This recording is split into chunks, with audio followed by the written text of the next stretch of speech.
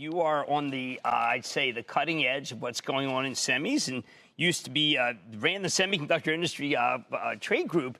But what I want to talk to you about today is how there's an infrastructure idea that's being floated in Washington by the president. But you think that semiconductors are the new infrastructure. And why don't you speak to that? Because I really couldn't agree more. Sure, Jim, and great. And it's great to hear your voice.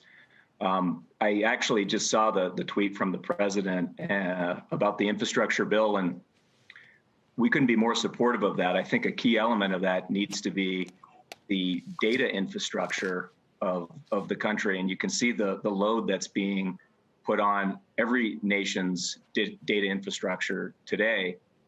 Semiconductors is the essential building blocks of almost everything that's built in the world, in particular the networks of the world, which include 5G, cloud infrastructure, all the advanced networking interconnect products that are out there. Those are all powered by semiconductors. And so we couldn't be more supportive as an industry for the country to invest in infrastructure. But a key part of that, I believe, needs to be the data infrastructure as well as the physical infrastructure. Well, I think we certainly saw that yesterday.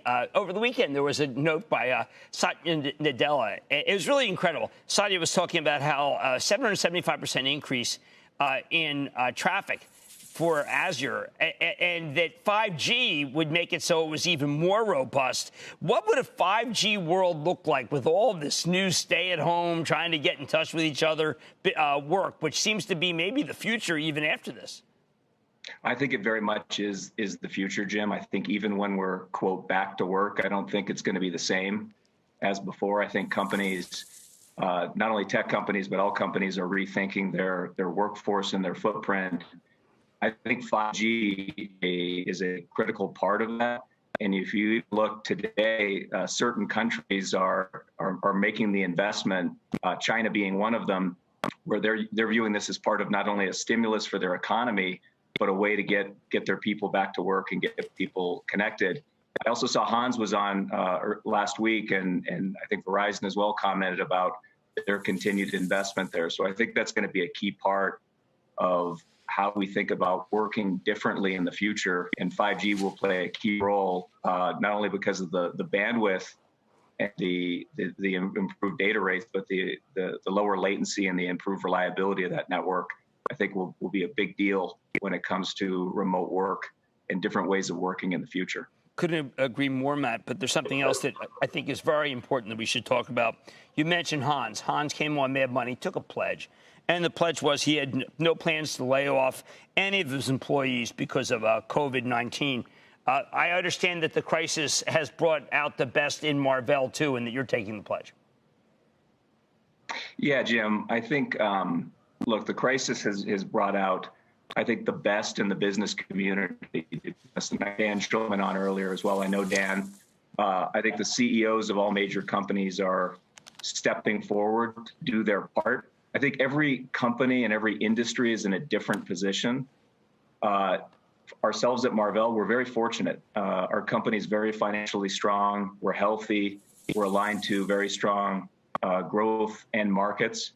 And as a result, what I've told the employees of the company is that we have no plans to lay off any employees as a result of COVID. I want the team to be totally focused on the mission at hand, which is taking care of our customers during this time, and also for them to feel confident that they can take care of themselves, their families, which includes their children, and also their parents, because many people are struggling today with the impact of COVID. And so as a company and a leadership team, we made that decision to just allow people to focus on doing the right thing. And we're fortunate that we're able to do that right now.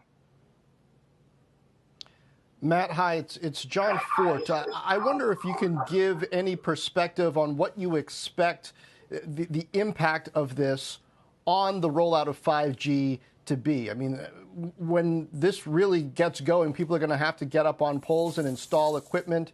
Clearly, they can't do that now. What sort of an impact and delay in demand is that going to have? Yeah, sure, John. I think first of all, it's unclear, exactly how the impact of the virus is going to affect it. Certainly, there's the human aspect of it, which is the countries in which it's going to be deployed. Needs to be safe. It needs to be in a stable position.